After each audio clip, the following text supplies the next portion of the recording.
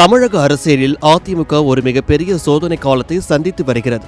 2026 சட்டமன்ற தேர்தலில் வெறும் 47 இடங்களை மட்டுமே பெற்று 3வது இடத்திற்கு தள்ளப்பட்ட அதிமுக தற்போது தனது இருப்பை தக்க வைத்துக் கொள்ளவும் தனது ஆளுமையை நிரூபிக்கவும் போராடி வருகிறது. கட்சிக்குள் நிலவும் அதிருப்தி காரணமாக 4 சிட்டிங் எம்எல்ஏக்கள் தங்களது பதவிகளை அதிரடியாக ராஜினாமா செய்துவிட்டு முதலமைச்சர் விஜய் தலைமையிலான தமிழக வெற்றிக் கழகத்தில் இணைந்தது எடப்பாடி பழனிசாமிக்கு ஒரு மிகப்பெரிய பேரிடியாக அமைந்தது. மதுராந்தகம், பெருந்துறை, தாராபுரம் மற்றும் அம்பாசமுத்திரம் ஆகிய தொகுதிகள் காலியானதோடு முதலமைச்சர் விஜய் ராஜினாமா செய்த திருச்சி கிழக்கு தொகுதியும் சேர்த்து மொத்தம் 5 தொகுதிகளுக்கு விரைவில் இடைத்தேர்தல் நடைபெற உள்ளது.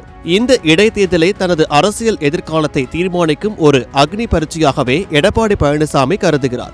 ஏற்கனவே 10 தோல்வி பழனிசாமி என்ற விமர்சனத்தை எதிர்க்கட்சிகள் மட்டுமின்றி சொந்த கட்சியினரே முன்வைத்து வரும் சூழலில் இந்த தேர்தலில் ஒரு கணிசமான வெற்றியை பதிவு செய்தே ஆக வேண்டிய கட்டாயத்தில் அவர் இருக்கிறார். குறிப்பாக தனது சொந்த கோட்டையான கொங்கு மண்டலத்தில் தாராபுரம் மற்றும் பெருந்துறை தொகுதிகளில் அதிக கவனம் செலுத்தி வரும் எடப்பாடி அங்கு பலமான வேட்பாளர்களை களமிறக்க திட்டமிட்டுள்ளார். ஆனால் ஏற்கனவே வெற்றி பெற்ற எம்எல்ஏக்களே தாவேக பக்கம் சாய்ந்துவிட்ட நிலையில் புதிய வேட்பாளர்கள் இந்த தேர்தலில் போட்டியிட தயங்குவது எடப்பாடிக்கு ஒரு புது தலைவலியை உருவாக்கியுள்ளது. இந்த இக்கட்டான சூழலில் இருந்து அதிமுகவை காப்பாற்ற எடப்பாடி பழனிசாமி இப்போது ஒரு அதிரடி முடிவை எடுத்துள்ளதாக தகவல்கள் வெளியாகியுள்ளன. அதாவது ஏற்கனவே பாமக கேட்டு வந்த மதுராந்தகம் தொகுதியையும் பாஜக விரும்பிய அம்பாசமுத்திரம் தொகுதியையும் இந்த முறை அந்த கூட்டணி கட்சிகளுக்கு விட்டுக் கொடுக்க அவர் முடிவு செய்துள்ளாராம். இதன் மூலம் கூட்டணி கட்சிகளின் முழு பலத்தையும் திரட்டுவதுடன் தேர்தல் செலவுகளையும் சுமையையும் பகிர்ந்து கொண்டு குறைந்தபட்சம் சில தொகுதிகளாவது ஆளும் கட்சிக்கு ஈடு கொடுக்க முடியும் என